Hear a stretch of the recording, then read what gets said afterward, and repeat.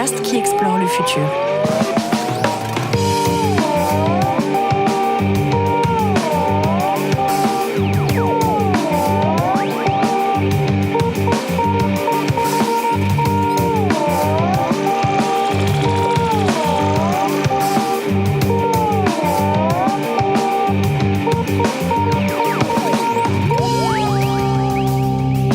Salut les turfos et bienvenue à toutes et à tous dans cette première émission du podcast d'Ouzbek Erika, le podcast qui explore le futur, comme vous l'aurez compris.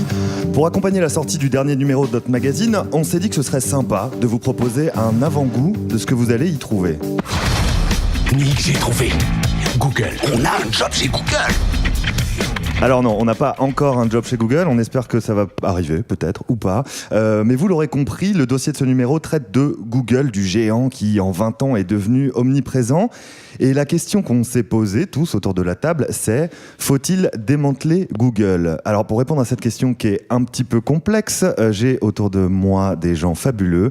Blaise Mao, notre grand timonier, rédacteur en chef d'Ouzbek Erika. Salut Blaise.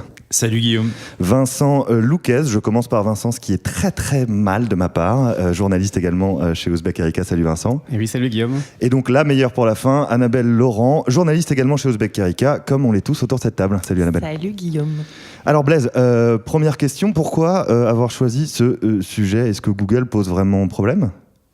Oui, Google pose problème et on n'est pas les seuls à se poser cette question-là et c'est ça qui nous a donné envie en fait de faire ce dossier et de consacrer la couve de ce nouveau numéro à Google et au démantèlement potentiel de Google. En fait, depuis plusieurs mois et même tous ces derniers jours, ces dernières semaines, on voit se multiplier les prises de position appelant au démantèlement de Google, disant Google est devenu trop gros. Google, on va y rentrer plus tard dans le détail, mais abuse de sa position dominante, a accès à des données personnelles en masse et les usages potentiels de ça peuvent être difficiles à contrôler. Donc c'est pertinent aujourd'hui de poser cette question-là, surtout que dans le passé, il y a eu des précédents de démantèlement comme ça de géants industriels, de très très grosses entreprises qui ont permis après à d'autres acteurs économiques d'émerger. Alors effectivement, on y reviendra après, mais c'est que ces critiques, elles proviennent aussi elles proviennent d'où, les critiques autour de Google ? Ce qui est intéressant, c'est qu'elles ne proviennent pas des voix technocritiques classiques. En général, on pense à par exemple des chercheurs comme Evgeny Morozov, qui sont des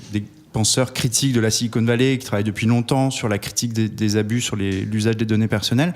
Là, elles viennent d'économistes libéraux, parfois très libéraux, qui en fait reprochent à Google son statut d'hypermonopole et justement d'acteurs trop gros qui faussent la concurrence. Donc les gens qui croient vraiment à la concurrence, qui croient vraiment à la main invisible, ils ont un peu un problème aussi avec Google.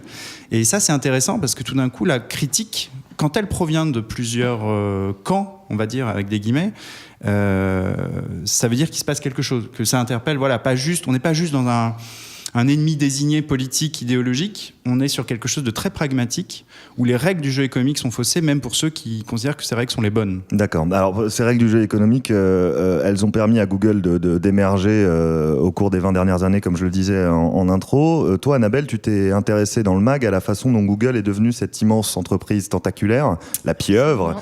Alors comment on passe de la légende de Sergey Brin et Larry Page en 98 dans leur garage, tu me diras si c'est une légende ou pas d'ailleurs, à Alphabet, la grosse maison mère valorisée à 555 milliards de dollars. Alors, donc tu as un peu tendu le bâton pour te faire battre parce que c'est donc un peu un mythe cette histoire de Larry Page et Sergey Brin dans leur garage.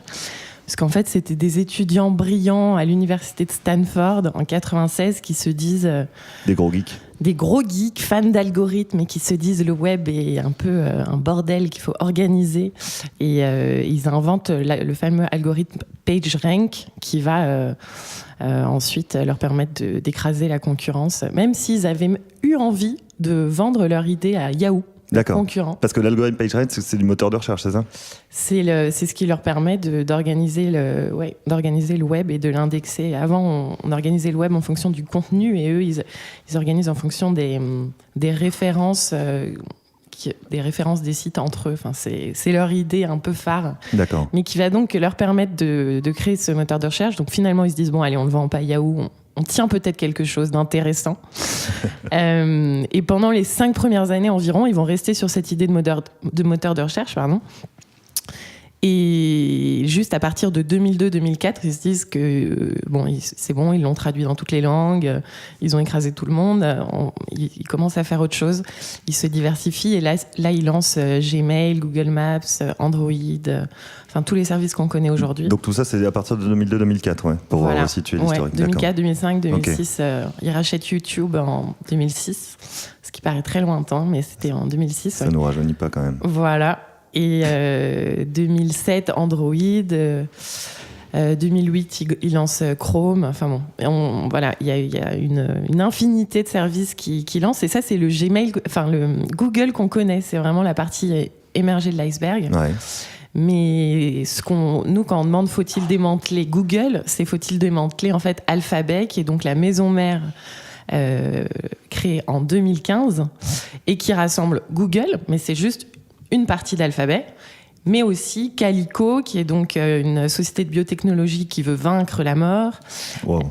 Voilà, rien que ça. Verily, qui est une autre société de biotechnologie, des fonds d'investissement, et Google X, le fameux labo des projets secrets où sont sortis donc les Google Glass, la Google Car, etc., etc. C'est une des parties les plus fascinantes de Google, c'est ce fameux labo secret. Et est-ce qu'ils sont restés sur le mode Don't be evil, leur premier slogan, leur première devise? Est-ce qu'ils cherchent à faire le bien? Est-ce que tu peux nous donner ton avis là-dessus? Alors, ils ont changé leur slogan officiel qui était donc, oui, le Don't be evil de Larry Page et Sergey Brin des premières années. Maintenant, c'est Do the right thing. Ouais. Donc, un petit peu plus pragmatique, mais bon, après tout, ça, on pourrait se dire c'est que des slogans.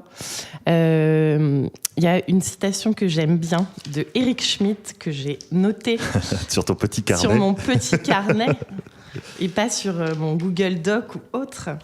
Non, c'est Eric Schmidt qui, en 2009, quand il était encore PDG de Google, parce qu'il l'a été de 2001 en 2011, il dit « S'il y a quelque chose que vous faites et que personne ne doit savoir, peut-être devriez-vous commencer par ne pas le faire. » Ah oui, d'accord.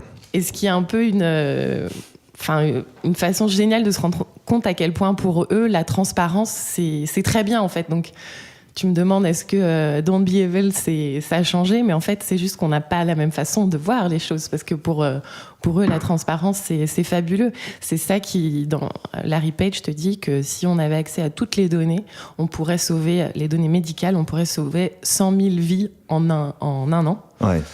Donc pour eux, les données, c'est fabuleux. Et donc ces données personnelles, on les utilise, on leur donne tous les jours et on leur donne dans la joie et la bonne humeur entre Gmail, Google Doc, etc. On les emploie tous à peu près au quotidien et on a filé, Blaise, c'est de ta faute encore une fois, toujours a filé un sacré exercice à Vincent qui a joué un peu le Bear Grylls, a pris son couteau et le reste et a essayé de se priver de tous les services de Google. Pendant combien de temps, Vincent? Pendant une semaine. Le deal, c'était une semaine et ça n'a pas été facile. Je me suis senti un petit peu seul dans l'expérience. Est-ce que tu as survécu? J'ai survécu, mais la cure de désintox n'a pas duré plus qu'une semaine. Je suis rapidement revenu malheureusement à Google parce qu'on se rend compte justement que ce qui fait tout l'atout de Google, c'est le confort que ça offre, le confort d'utilisation. La bulle, quoi, la bulle protectrice. C'est une bulle parce que justement tous les services sont tous liés les uns aux autres et c'est ce que permet de mettre en évidence cette expérience, c'est que justement quand on veut commencer à sortir de Google, c'est un jeu de domino. Alors, nous on travaille à la rédaction avec les Google Docs beaucoup pour partager entre nous tous les documents de travail, d'articles, d'agenda, de mise à jour. Donc j'ai créé mon petit Framapad, c'est-à-dire le service. Alors oui, il faut savoir que Framasoft, une association qui promeut le logiciel libre, association française, d'accord. Dirigée par Pierre-Yves Gosset, que j'ai interviewé pour l'article. Framasoft s'est mis en tête de répertorier tout ce qui existait plus ou moins dans le libre. Ils ont lancé une campagne dégooglisons Internet. D'accord. Voilà, et donc il y a tout ce que vous trouvez sur Google, vous pouvez le trouver sur Framasoft. Donc le Framapad pour remplacer le Google Doc, la Framasphère pour remplacer même les réseaux sociaux, le Framamail, les Framacartes, vous avez à peu près tous les services adéquats. Avec ce paradoxe justement que le Pierre-Yves Gosset me disait, on ne veut pas devenir le Google du libre, c'est-à-dire que l'intérêt du libre, c'est de décentraliser les services pour ne pas retomber dans ce qu'il appelle un capitalisme de surveillance, c'est-à-dire avoir des données comme tout ce qu'on dénonce, des données qui sont agrégées par un seul et unique service. Donc tout le paradoxe, c'est ça, on veut se libérer d'Internet, mais finalement pour s'en libérer, on n'a pas d'autre choix que de choisir un service qui permet de référencer les différentes alternatives. On se retrouve avec à nouveau un risque de concentration de nos services. De concentration de services en logiciel libre, mais sur une seule et même plateforme, ce qui pourrait poser un problème de recentralisation. Ce qui pose un problème, est-ce que pour éviter ce biais, du coup, Pierre-Yves Gosset disait, nous, on maintient un besoin de s'enregistrer sur les différents services avec un mail différent à chaque fois. Ah, d'accord. Ce qui fait que c'est très très laborieux et que on en revient au dilemme classique qui est est-ce qu'on préfère le confort ou la sécurité ou la vie privée. C'est toujours un dilemme confort-vie privée qui en fait n'est pas voilà, on est finalement obligé de sacrifier un petit peu de confort si on veut préserver sa vie privée. C'était le message qu'il faisait passer. Et juste en dehors des documents de travail collectif, sur le moteur de recherche, est-ce que tu as trouvé des solutions alternatives Alors oui, j'avais commencé par là. Il y a des solutions un petit peu patriotiques même. Il y a Quant, Cocorico, franco-allemand, donc européenne même plutôt, qui ont fait parler d'eux avec une campagne pub assez cool récemment. Je ne sais pas si vous l'avez vu. Enfin, nous, on l'a vu à la rédaction, je vous la conseille. On la mettra en lien. Et donc, Quant est un bon moteur de recherche franco-allemand qui est assez performant, mais encore une fois, qui manque d'agrégation de services. C'est-à-dire que si on cherche une adresse mail sur Quant, on ne va pas tomber sur une carte. Maintenant, on a l'habitude de tomber sur la carte de Google Maps. Google Maps. Ouais. Là, il faut chercher à part la carte. On n'aura pas l'adresse avec les petites références d'horaire directement. En fait, il y a vraiment une performance chez Google qui est compliquée à remplacer. Dont on ne se rend pas forcément compte, en fait, voilà, comme on a l'habitude de l'utiliser, plus de ouais. 90% en France, je crois. Alors, il y a deux choses. Il y a la performance. 14% de part de marché. Ouais. 94. Il me semble, C'est ouais. plus qu'aux États-Unis, c'est ça qui est assez fou, c'est qu'on est encore plus Google addict en France qu'ailleurs. C'est assez marrant. Et donc, au bout du compte, tu as réussi à t'en passer, mais ça t'a empêché de travailler correctement, ça a provoqué des moqueries de tes collègues. Pas des moqueries, plutôt de la compassion. Mais ce qui est assez intéressant, on se rend compte aussi, ce qui fait un des atouts de Google, qui fait que le colosse est compliqué à renverser, c'est que c'est la masse qui fait la force. Ouais. Comme tout le monde est sur Google, Les pour effets de sortir réseau, de Google, il ouais. faut que tout le monde sorte de Google. C'est comme pour les plateformes, c'est-à-dire que comme tous mes collègues sont sur Google Drive, tant que tout le monde ne vient pas sur Framapad, personne n'utilise Framapad parce que c'est considéré comme un service avec des trous puisque tout le monde remplira pas le document. Ouais. Donc finalement, c'est vraiment un basculement qui est compliqué. C'est tout ou rien. Alors justement, sur ce basculement, Blaise, on a élaboré 3 scénarios pour se sortir de là, pour renverser le colosse, comme tu dis Vincent. Est-ce que tu peux les résumer rapidement, sans spoiler à nos auditeurs ? Sans spoiler, oui, il y a 3 prises qui nous paraissaient intéressantes à creuser pour démanteler la pieuvre Google. Le premier, c'était la question de l'antitrust. Donc, pour faire simple, Google est aujourd'hui accusé d'abus de position dominante. Il y a eu une amende en juin dernier infligée par la Commission européenne avec un gros travail juridique qui est mené par Margrethe Vestager, la commissaire, qui a infligé une amende de 2 millions, de plus de 2 millions, près de 3 millions d'euros. Milliards, pardon. À Google pour avoir favorisé ses propres services via son moteur. Google Shopping, ouais, c'était ça. Google Shopping, sur le cas de Google Shopping. Mais bon, la critique porte aussi sur d'autres services, puisque c'est ce que disait Annabelle tout à l'heure. Il y a YouTube, il y a Android. C'est très simple pour eux. À partir du moment où ils ont toute l'architecture et ils contrôlent toute l'architecture, de diffuser leurs propres services à l'intérieur. Ouais, c'est ça. Donc l'antitrust, oui. Pourquoi ? Parce que donc abus de position dominante, c'était l'accusation qui a été portée à la toute fin des années 70 contre AT&T, l'opérateur de télécom américain, et qui a abouti grâce au travail d'un petit juge isolé au début, qui en quelques années a eu raison de AT&T. Et l'entreprise a fini par être découpée en branches, ce qui a permis à d'autres acteurs économiques d'émerger, dont Motorola. C'est ce que raconte Taplin, qui est Jonathan Taplin, qui est un des auteurs et des essayistes qui vient de publier un livre pour critiquer justement la trop grande force, la trop grande puissance des GAFA, de Google, mais aussi d'Amazon, Facebook et Apple.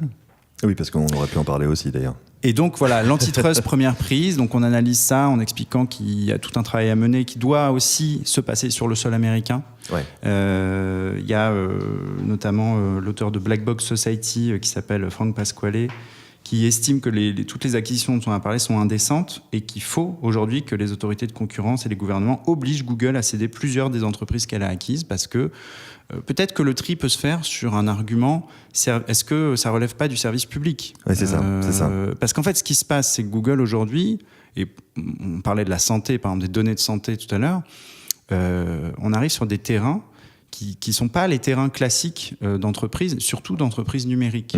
Donc c'est ça qui est difficile peut-être à accepter aussi. C'est est-ce que Google a vocation à remplacer le service public ? Je pense qu'il faut vraiment se poser cette question-là. Est-ce qu'il faut laisser Google faire ce qu'il sait faire très bien ?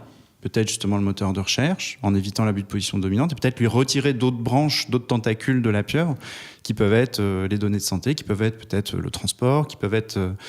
Voilà, il y a plein de prises possibles. En tout cas, voilà, autour de l'antitrust, c'est un des premiers chefs d'accusation. Et donc, s'il y a un démantèlement au sens où on l'entend, c'est-à-dire on casse Google en plusieurs petites parties, ça peut se faire qu'aux États-Unis, en gros. Ça doit partir des États-Unis. Le combat de l'Europe ne suffira pas. En fait. C'est là où il y a un côté un peu presque symbolique dans le combat de Margaret Vestager, mais qui est nécessaire pour impulser le même travail aux États-Unis. Et le problème, c'est qu'aux États-Unis, la notion de service apporté aux consommateurs est très large. En fait, c'est très difficile de s'attaquer à une entreprise du moment qu'elle fournit un service de qualité aux consommateurs. Oui. Donc on n'est pas forcément sur les mêmes critères qu'en Europe, ce qui complexifie le problème. Alors je vais garder le mystère sur les autres scénarios pour que les gens aient quand même un intérêt à acheter le magazine dans tous les bons kiosques à partir de maintenant. Juste Blaise, je vais rester avec toi pour savoir ce qu'il y a d'autre dans ce fameux magazine numéro 24 d'Ouzbek Erika en kiosque. Il y a plein de belles choses, plein d'explorations futuristes. On a un gros dossier sur ce qu'on a appelé une fin de vie de rêve. Ça serait quoi être le 4e âge en 2050, en 2080 ? Comment on va passer nos derniers mois, nos dernières années de vie ? C'est un sujet qui est en général traité de manière très sombre, avec des projections économiques très tristes. Un peu dark. Voilà, on voit des pétitions qui circulent pour dire non, on veut pas finir dans des maisons de retraite. Nous, on s'est dit, ok, essayons d'imaginer, ce serait quoi une fin de vie heureuse ? Et qu'est-ce que la technologie peut apporter ou enlever dans cette fin de vie. Donc ça, c'est un dossier d'utopie à la fin du magazine sur lequel on a quand même pas mal de pages. On a un gros sujet aussi sur le mouvement accélérationniste, qui est un courant de pensée entre guillemets de gauche, technophile, qui est très intéressant et qui fait son chemin dans les universités, notamment en Angleterre, parce que c'est parti de là-bas. C'est un courant post-marxiste qui estime qu'il faut arriver à dompter et à maîtriser les outils qui aujourd'hui nous dépassent et nous asservissent. D'accord. Notamment les algorithmes. Un vrai programme pour le futur, quoi. Un programme pour le futur, mais ce qui est original, c'est qu'on sort d'une critique très écolo et très horizontale et très zadiste du capitalisme, et qu'on arrive sur une idée de renverser les propres armes du capitalisme contre le capitalisme. C'est ça qui est très original et qui fait aussi que ce mouvement est très critiqué. D'accord. Je laisse encore un peu de mystère sur la suite du sommaire que vous pouvez découvrir donc en kiosque. Je vais arrêter de faire de la retape, hein, mais c'est important parce que ce magazine est cool. Merci à vous trois de m'avoir accompagné dans ce petit cheminement auditif. Merci à toutes et à tous, auditeurs d'Ouzbek Erika, le podcast. Et on se retrouvera, si ça vous plaît, dans quelques semaines, quelques mois, quelques années. On verra. Au futur. Dans le futur.